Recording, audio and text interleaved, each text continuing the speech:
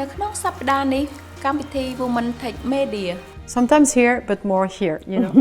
And I can find, and this is my journey as well, but I can find that very often people don't believe in themselves enough, and maybe more so the young women.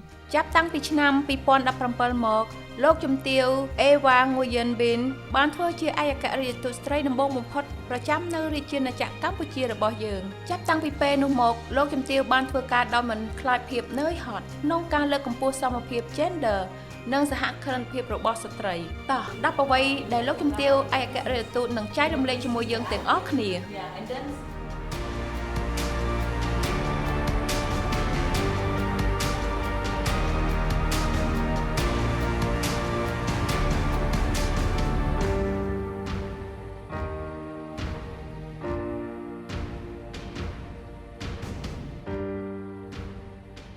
ជំរាបសួរ Excellency សុខសប្បាយ សប្បាយលហណាគុណច្រើន ចាអរគុណចា I would like to ជំរាបសួរទស្សនិកជនតាមដានកម្មវិធីរបស់ Women Tech Media ក្នុងថ្ងៃនេះដែរយើងនឹងនាំទស្សនិកជនជួបជាមួយនឹងលោកជំទាវ Ewa ដែលគាត់ជាឯកអគ្គរដ្ឋទូតរបស់ស្ថានទូតបារាំងចាសូមចូលរួមស្ដាប់ទាំងអស់គ្នាហើយបើសិនជាមានចម្ងល់អីនៅពេលក្រោយគឺទស្សនិកជនអាចដាក់សំណួរនៅ comment នៅក្នុងកម្មវិធីរបស់យើងបានចាអញ្ចឹងយើងទាំងអស់គ្នានឹងជួបជាមួយនឹងលោកជំទាវដោយផ្ទាល់ហើយតើយើងនឹងមានស្អីខ្លះដើម្បីស្ដាប់នឹងពីការចែករំលែករបស់លោកជំទាវផ្ទាល់តែម្ដងចាជំរាបសួរម្ដងទៀតលោកជំទាវ Excellency I would like to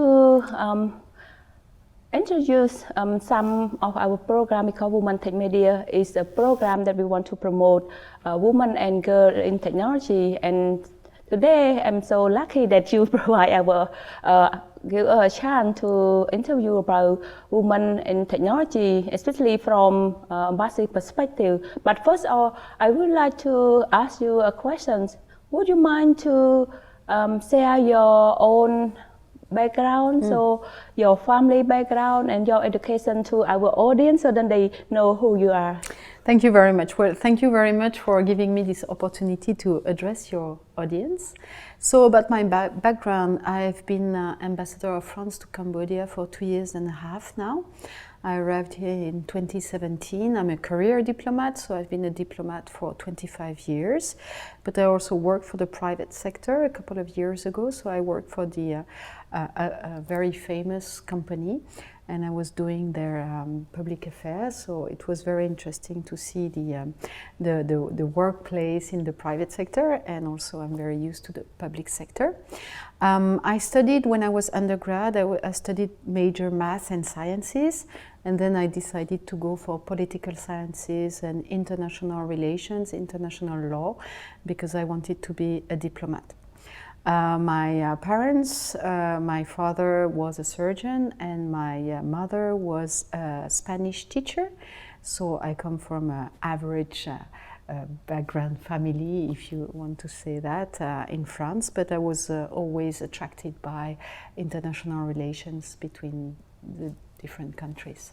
So, Excellency, how many siblings do you have? Why you choose to study science? Because just want to look at Cambodian context. Because when we talk about science, so then women or girl, they don't really, they are not so interested. Even in the family, parents will not send their girl to study this kind of subject. So. Just want to learn a little bit more from your family. How many siblings do you have, and why your parents let you go for your subject, science subject? Well, actually, I have one brother and one sister. So my brother is 1 year older, my sister is 1 year younger. So I'm really in the middle. My father, being a surgeon, he really pushed me towards sciences, you know, like biology or physics or maths. But I have to say I studied with sciences as a major only until I graduated. Because until I graduated, I thought I wanted to be a surgeon as well, following my father's footsteps. And then I decided to go for political sciences. Maybe I was good also at sciences. I really loved math.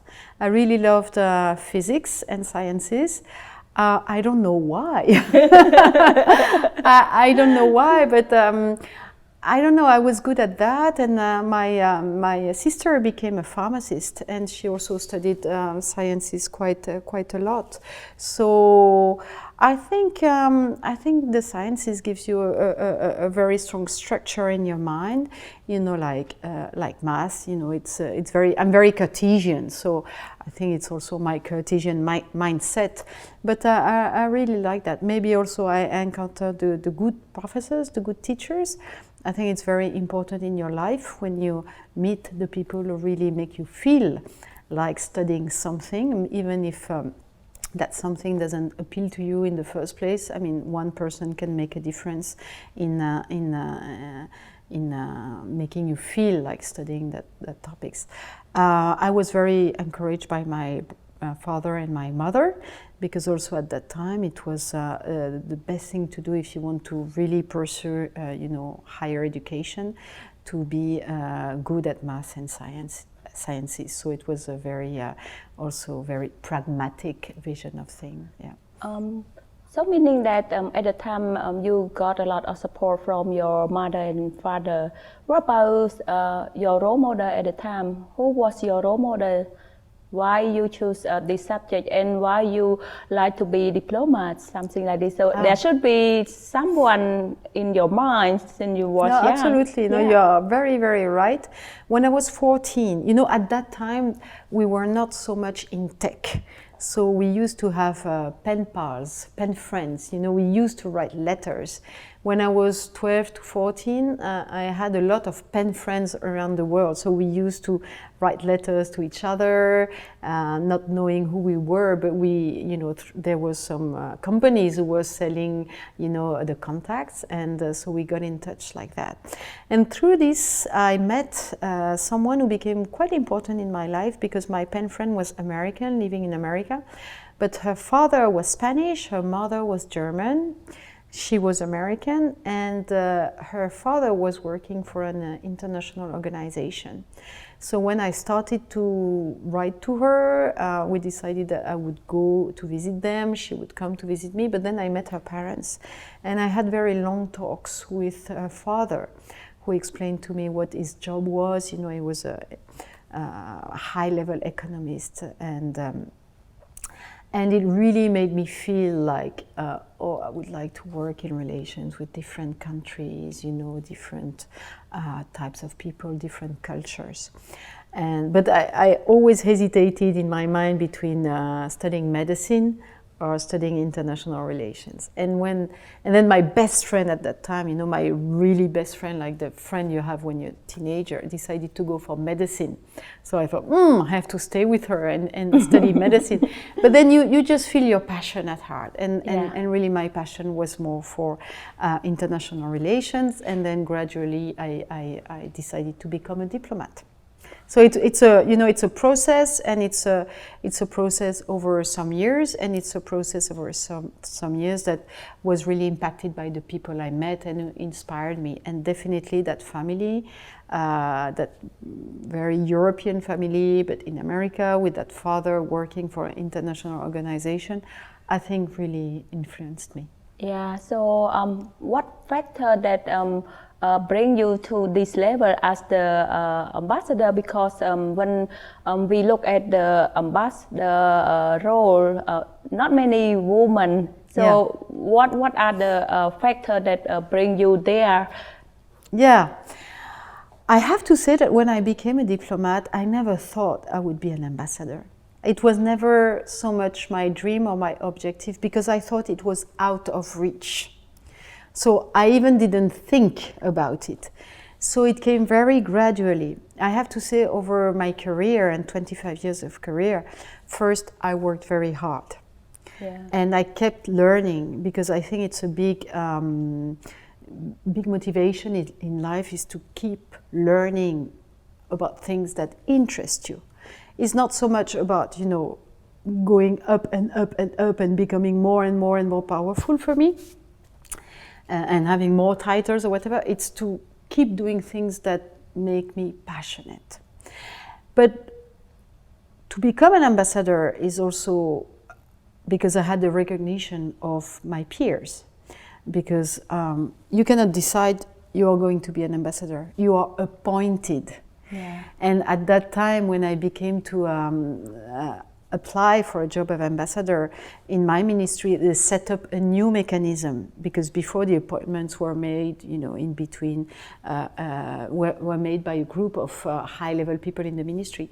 But when came my turn to apply for an ambassador, they decided to have a more transparent mechanism with a commission, so I had to go through this commission that, sees if you are ready for the job, if you can do it or not, and then the minister chooses if you should be an ambassador or not, and then it comes to the level of the president. But I have to say, I would never have allowed myself to apply if I had not the support of my husband. He's the one who said, yes, you should go for it, you are ready. And then the support of my ministry, my HR department. Because I was not so sure, that I would be legitimate. Can I, many women, they just wonder, am I legitimate?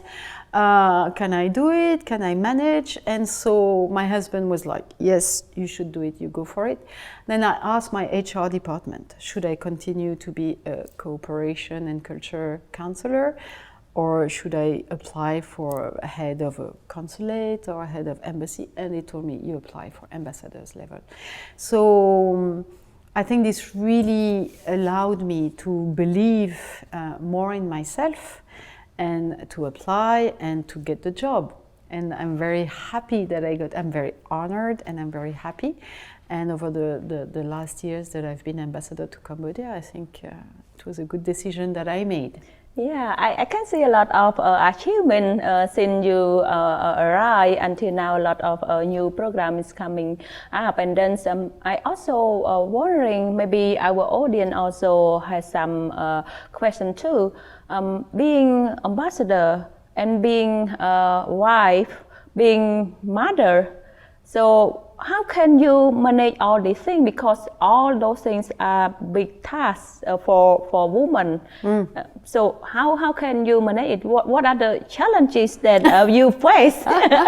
First of all, I think it's a wonderful question, because it's what many women, not only ambassadors, many women ask themselves, and many ask me as well.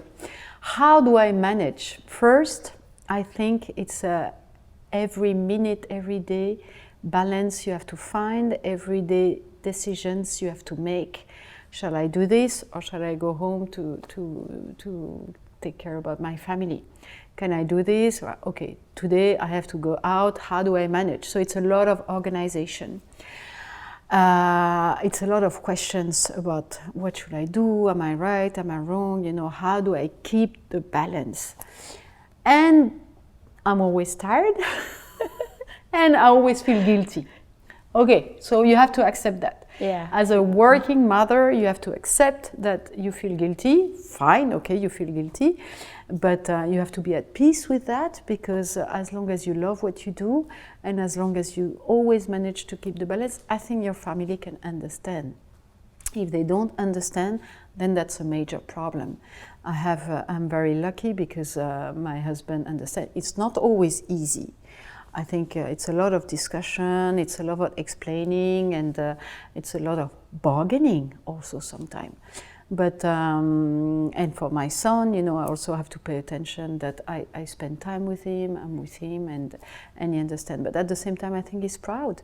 He's proud of who I am, he's proud of his mother, he's proud of what I'm doing. And but it's not easy for me. I think it's shaking sometimes. It's a lot of equilibrium, like ooh. But I think to manage everything, you have to really be very determined. Yeah. So talking about being ambassador, so what is the new priority? Because we are now in year 2020. So what is the priority of embassy? Especially, I'm really want to know more about women and technology related priority. Maybe you can share us a little bit more about priority of the embassy. Sure. Yeah. First, the priorities of the embassy are the priority of our government, of our president. And you know, President Macron, he was elected at the same time as I was appointed here in Cambodia. And if we go beyond the bilateral relation of France and Cambodia, and there are many things we could talk about regarding the relations between France and Cambodia, but it's not the focus today. I would like to highlight two priorities of President Macron. One is the fight against climate change, and second is gender equality. Yeah.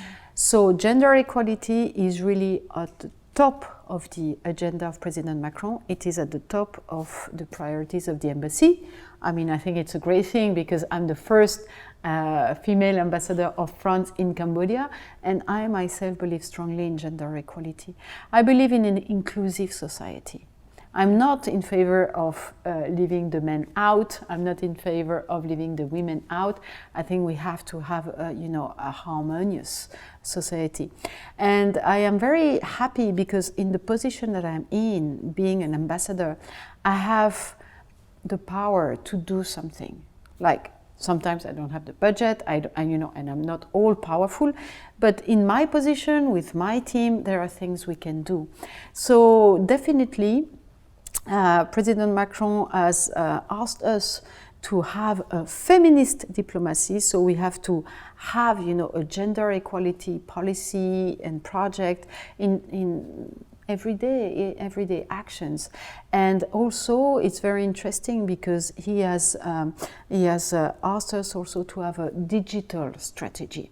So our ministry, my ministry, the Ministry of Foreign Affairs, has also elaborated a digital strategy for Asia, and we are in the process of doing a digital strategy for Cambodia, with Cambodia as far as the French embassy is concerned. And indeed the two combined link up very well with momentum. I think so. We have the pillar of gender equality, we have the pillar of digital strategy. So for gender equality, I think I put gender equality in everything that I do. So there is the part that is really inside the embassy. How do I promote gender equality? Inside the embassy, in HR management, in the way we work, in the way I manage. Like, for example, if we have people who have a problem at home with the kids, we have to understand that, and we have that. Be they women or be they men, And I think it allows women to be a bit more open and to speak up more about, what are their needs as working women. For example, if I organize a meeting at 5:30 p.m. and someone in my team is not comfortable with that because they have to pick up the children, then they have to allow themselves to tell me. And then we have to see if we can reorganize the schedule. It is as simple as that, but it is as important as that. When you talk about gender equality, so how are gender equality program linked to digitalization or digital innovation? Because right now a lot of people talking about digital economy, talking about employment, and also gender equality is all these topics are hot topics in our society. So in your mandate, what is the activity talking about gender equality? What are the activities that ministry or embassy is doing at the moment? First, I think the tech, the digitalization of the world is a great opportunity for women and hence for gender equality, because it means, easier access to information, to education, to opportunities. So for women, it is fantastic. It is a fantastic opportunity. And I think that, as much as I was talking about challenges, as much as I would like to talk about the opportunities. So if we talk about digitalization, we have to see it as a way to promote gender equality. It is a way to promote gender equality as long as women, get empowered, Think of tech, think of these tools as tools for themselves, tool for them. That's why I think it's very good to encourage the women to study in the STEM fields, to know more about not gender equality, but about this tool, digitalization. That is why I think it's fantastic to see all these coding workshops or coding activities for women, because many times women think, oh, it's tech, or it's not for me. It's more for men. And I think, as far as I'm concerned, I would like to raise awareness about that. Yes, these are new tools, and some have already some years. It's not all so new, but you have to get to know these tools. You have to dive into this digital world. So that's why I decided to support the Womentum activity, to do these interviews with women, to have the portraits of women in tech, because I think as women we need role models. We need to think that it is possible for us.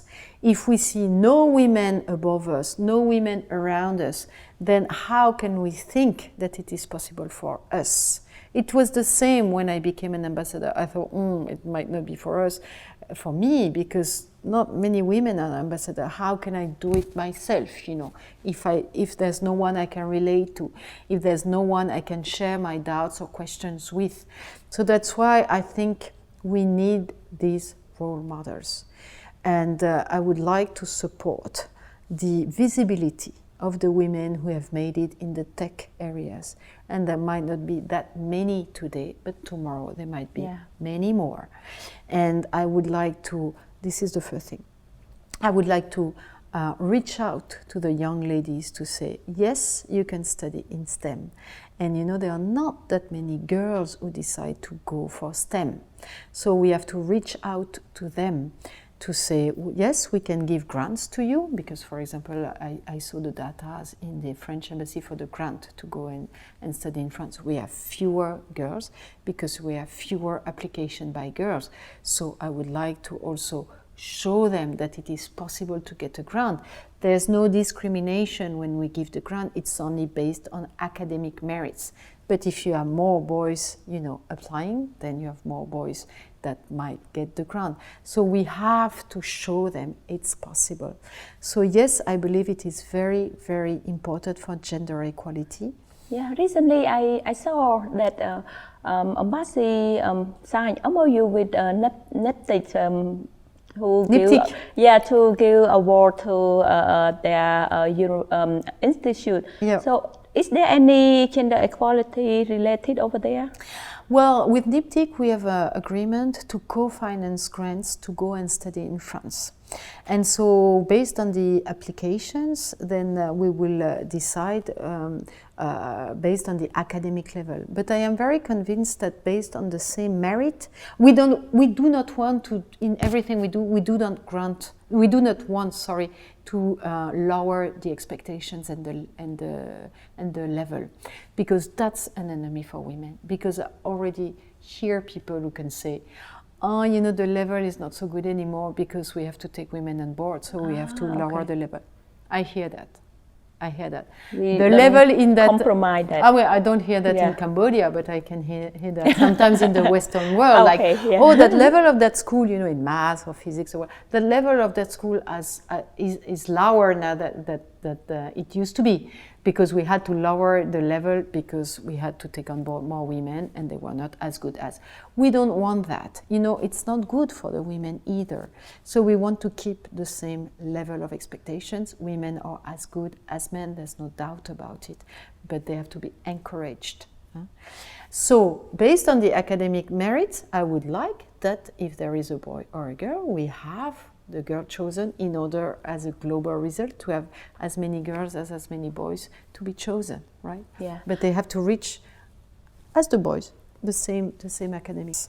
Yeah, I heard from some of them. They said that a lot of opportunity that they can join other group, women group in Singapore, and then they also share some challenges because they want to do trade, they want to export their product, or they want to grow their businesses, but they have some challenges. So for you, what do you think about their challenges and how embassy can address or contribute to address their challenges, especially in Cambodian environment at the moment?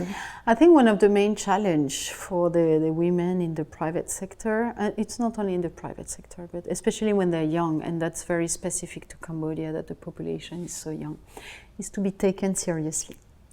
Taken seriously by the potential partners or clients, and taken seriously within your institution by your employees. So I think these are the main challenge. The third one being, how can I be, an entrepreneur when I have my family to take care of? Because it's, after all, it's only 24 hours in a day, So what I decided to do last year is to gather Cambodian entrepreneurs and French entrepreneurs to exchange about these challenges, first of all, and to see if the more experienced one, and on that side there were the French one, could provide some help to the other ones. Help for network, help for financing. And so these people could share about their projects. So we had Cambodian, women sharing about their startup, about their ideas for business, and they had great ones. And the French entrepreneurs were a bit more experienced.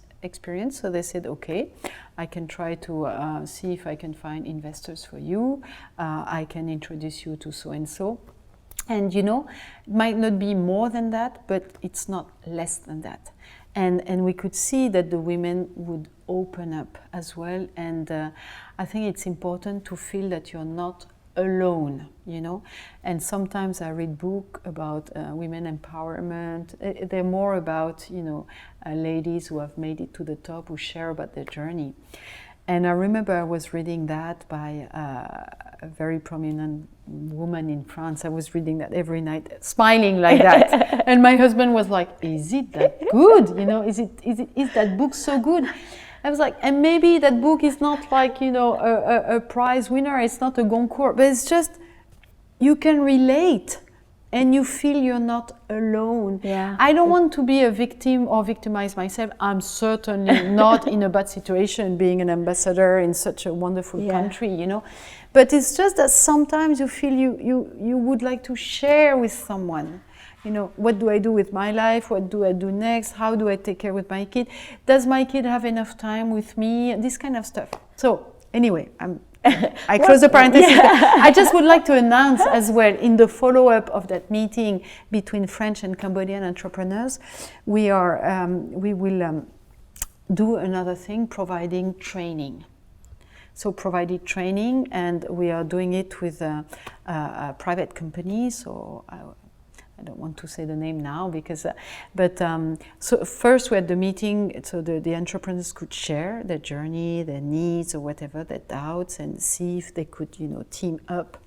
The second part will be more training about change management, how do I keep my staff motivated, or active listening. We are choosing now the theme, and so I think. Is there any digital courses or talking about, because like some companies they use digital marketing, or some company they also, especially women, they has some issue with technology, like you said from the beginning. In your training courses, is there any technology-related courses for women? I think you have to think about that. It is really the initial step. But I'm very enthusiastic about that, because sometimes women also need skills. And I mean, men as well, we all need skills. But I think it's great if we can provide that a little bit, and also it will be very down to earth, very practical, and I think it will be in a very friendly environment.